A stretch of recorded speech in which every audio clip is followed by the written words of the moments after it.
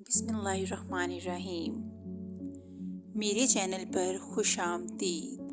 کہانی کا بقیہ حصہ آپ کی خدمت میں حاضر ہے۔ بادشاہ سلامت سندر بن سے آگے جادو نگری ہے۔ وہ پورا علاقہ جادوگروں کے قبضے میں ہے۔ وہاں جو بھی جاتا ہے وہ جادوگر اسے پتھر کا بنا دیتے ہیں یا اس پر عمل کر کے سفلی علوم کے نئے تجربات کرتے ہیں اور اسے اپنی قید میں رکھتے ہیں۔ جادو نگری کا نام سن کر بادشاہ کو حیرانی ہوئی، کیونکہ عوام نے آج تک جتنی بھی شکایات کی تھی ان میں جادو نگری کا کہیں نام استعمال نہیں ہوا تھا۔ شاید اس جگہ کا نام کسی کو معلوم نہ تھا، لیکن اشارے سبھی اس جادو نگری کی طرف جاتے تھے۔ اچھا تو میاں جادوگر، یہ بتاؤ کہ کوئی شاہی فرد بھی اس طرف گیا ہے جس کو تم نے منع کیا ہو اور وہ نہ مانا ہو اور اس جنگل میں چلا گیا ہو؟ بادشاہ سلامت کا دل زور زور سے دھڑکنے لگا۔ ہاں بادشاہ سلامت، ایک شاہی لباس میں ملبوس جو شکل و صورت سے شہزادہ لگ رہا تھا، سب سے آخر میں وہی ملا تھا۔ میں نے اسے جادو نگری سے ڈرایا، درندوں سے خوف دلایا اور ڈاکوؤں سے لٹنے کا ذکر کیا، مگر وہ یہ کہہ کر اس جنگل کی طرف روانہ ہو گیا کہ مجھے خطروں سے کھیلنے کا شوق ہے۔ بادشاہ نے دل ہی دل میں خدا سے دعا کی کہ اس کا بیٹا خیریت سے ہو اور اسے ہراش تک نہ آئی ہو، تو اس کا مطلب ہے میرا اکلوتا بیٹا شہزادہ واقعی ڈاکو کے قبضے میں ہے۔ ڈاکو کے سردار نے ٹھیک مجھے پیغام بھیجا تھا، مجھے اس کی بات مان لینی چاہیے تھی۔ بادشاہ نے جادوگر کو کریدتے ہوئے مزید دریافت کیا۔ ہاں بادشاہ سلامت، آپ کا شہزادہ اس طرف گیا ضرور تھا، مگر وہ درندوں اور ڈاکو کے پاس نہیں پہنچا، وہ جادو نگری میں داخل ہو گیا تھا۔ اس کے بعد آپ کو معلوم ہے وہاں پر جانے والا لوٹ کر نہیں آتا۔ اتنے وقت تک باتیں کرنے کے بعد بادشاہ کو خیال آیا کہ یہ شخص بھی جادوگر ہے، یہ جادو نگری میں جانے سے کیوں روک رہا ہے؟ جادوگر، یہ بتاؤ تم جادو نگری سے کیوں نکالے گئے ہو، جو ان کے خلاف ہو گئے اور اب جادو نگری میں لوگوں کو جانے سے روک رہے ہو؟ بادشاہ سلامت کا سوال سن کر اس کے چہرے پر غضب آ گیا۔ بادشاہ سلامت، میں بھی جادوگر ہوں، مگر میں سینے میں دل رکھتا ہوں۔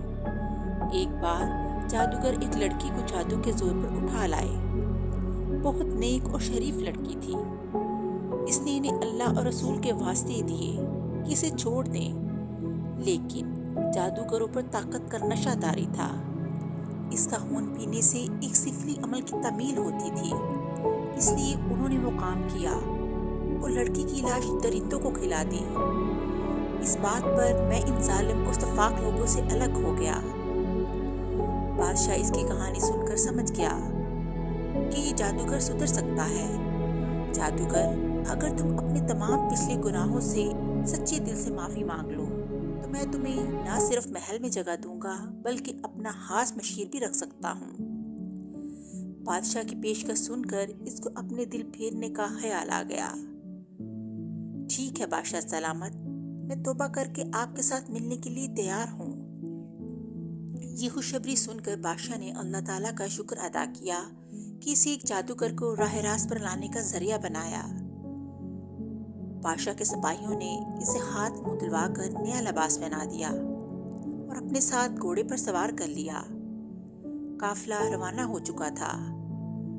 جادوگر نے لشکر کو بتایا کہ یہ چھوٹا راستہ سیدھا جادو نگری کو جاتا ہے، لیکن اس چھوٹے راستے کو اختیار کرنے سے بادشاہ نے منع کر دیا، کیونکہ اسے اپنے مشن کی تکمیل کرنا تھی، درندوں اور ڈاکوؤں کو ختم کرنا تھا۔ اس لیے وہ مسلسل سفر طے کرتے ہوئے سندربن کی حدود تک جا پہنچے۔ بادشاہ سلامت نے ایک نظر اس خوفناک اور گھنے جنگل پہ ڈالی اور اپنی تمام فوج کو حکم دیا کہ اسے کاٹ کے رکھ دو۔ فوج نے حکم پاتے ہی درختوں کو ایک سرے سے کاٹنا شروع کر دیا۔ 10,000 آدمیوں نے دیکھتے ہی دیکھتے 5,000 درختوں کو کاٹ ڈالا اور درخت کٹتے گئے اور آگے بڑھتے گئے۔ ان کے راستے میں کئی درندے آئے، حملہ آور ہوئے، لیکن ماہر تیر اندازوں نے انہیں مار دیا۔ یہ عجیب کارروائی دیکھ کر درندے سہم کر سرحد کی طرف دوڑنے لگے۔ اس درندوں کی پگدڑ میں ڈاکوؤں کا بھی بہت نقصان ہوا۔ کہتے ہیں زخمی شیر زیادہ خطرناک ہوتا ہے۔ درندوں نے جنگل کے درمیان میں آنے والے ڈاکوؤں کو نشانہ بنایا اور خود بھی نشانہ بنے۔ اس طرح گھنٹوں کی تگ و دو اور محنت مشقت کے بعد وہ آدھے سے زیادہ درخت کاٹ کر فاصلہ طے کر چکے تھے۔ یکدم دور سے انہوں نے ایک شخص کو دوڑ کر آتے ہوئے دیکھا۔ وہ شخص قریب آ کر کہنے لگا، میں ڈاکوؤں کا قاصد ہوں اور پیغام لے کر آیا ہوں کہ اگر شاہی فوج نے یہ کارروائی بند نہ کی تو وہ شہزادے کو مار ڈالیں گے۔ بادشاہ نے سن کر کہا، قاصد جاؤ، جا کر کہہ دو کہ ہمیں معلوم ہے شہزادہ تمہارے قبضے میں نہیں ہے، اور اگر ہے بھی تو تم اپنا کام کر دو، ہم اپنا کام کرتے ہیں۔ بادشاہ کی بات سن کر وہ شخص دوڑا گیا، دور کھڑے گھوڑے پر سوار ہو کر سرحد کی طرف چلا گیا۔ صبح ہونے تک جنگلات کا نام و نشان مٹ چکا تھا۔ درندے مارے گئے تھے اور کچھ ڈاکو مر چکے تھے۔ باقی جو بچے تھے وہ جادو نگری میں بھاگ گئے تھے، جنہیں جادوگروں نے جادو سے پتھر بنا دیا تھا۔ کچھ حال ڈاکوؤں کا ہوا۔ کچھ ڈاکو درندوں کی خوراک بن گئے، کچھ نے شاہی لشکر سے مقابلہ کیا، جو مار دیے گئے، اور جو کچھ بچ گئے وہ جادوگروں کے کام آ گئے۔ کل تک جہاں جنگل، بیابان اور ویران و سنسان علاقہ تھا، جو جگہ درندوں کی کھچار بنی ہوئی تھی وہ ڈاکو کا مسکن تھی، آج ایک رات کی ہمت افزائی کارروائی سے میدان نظر آ رہی تھی۔ ہر طرف درخت ہی درخت بکھرے ہوئے تھے، مطلب بالکل صاف تھا۔ سندر بن کی آخری حد پر وہ کھڑے تھے، سامنے صاف میدان تھا اور سینکڑوں میلوں تک آبادی کا نام و نشان نہ تھا۔ جادوگر نے بتایا کہ یہاں سے جادو نگری کی حدود شروع ہوتی ہے، اس لیے اس سے آگے ہر قدم خطرناک ہو سکتا ہے۔ نہ جانے کس موڑ پر انہیں جادوگروں کا سامنا ہو جائے اور ان پر جادو کا اثر ہو جائے۔ بادشاہ سلامت کے سامنے میدان جنگ کے خطرات تو بہت آئے تھے، لیکن اس قسم کے خطرات سے اسے پہلی بار سامنا تھا۔ اس میں حفاظتی تدابیر کیا ہو سکتی تھی یہ بھی پتہ نہیں تھا۔ بہرحال بادشاہ سلامت نے تمام شاہی لشکر کو وہیں ٹھہرنے کا حکم دیا اور خود 2-4 جنگجو کے ساتھ آگے چلے گئے۔ جادوگر، جس کا نام بادشاہ نے بدل کر محمد خالد رکھ دیا تھا، شاہی لشکر میں شامل تھا۔ یہ سب گھوڑوں پر سوار تھے اور لگاتار احتیاط کے ساتھ آگے بڑھتے چلے جا رہے تھے۔ اور آگے مت آنا بادشاہ سلامت، ہماری آپ سے یا شاہی لشکر سے کوئی دشمنی نہیں ہے، ہم نہیں چاہتے کہ آپ سے الجھا جائے۔ شاہی لشکر نے اور اس کے کانوں نے یہ آواز سنی، لیکن آواز دینے والا نظر نہ آیا۔ بادشاہ اور اس کے ساتھی نے گھوم پھر کر ادھر ادھر دیکھا، لیکن کچھ نظر نہ آیا۔ بادشاہ سلامت، یہاں پر آپ کو کچھ دکھائی نہیں دے گا، جو دکھے گا وہ ہوگا نہیں، وہ جو ہوگا وہ دکھے گا نہیں۔ بادشاہ یہ بات سن کر حیران ہوئے بغیر نہ رہ سکا۔ بادشاہ سلامت، دائیں ہاتھ پر واقع ٹیلے پر بیٹھا پرندہ یہ آواز نکال رہا تھا۔ دراصل وہ پرندہ نہیں ہے، ایک جادوگر ہے جو جادو کے زور سے پرندہ بنا بیٹھا ہے۔ وہ جب چاہے پرندہ بن جاتا ہے اور جب چاہے جادوگر بن جاتا ہے۔ جادوگر جو اب محمد خالد تھا، جس نے بادشاہ کو خبر دی۔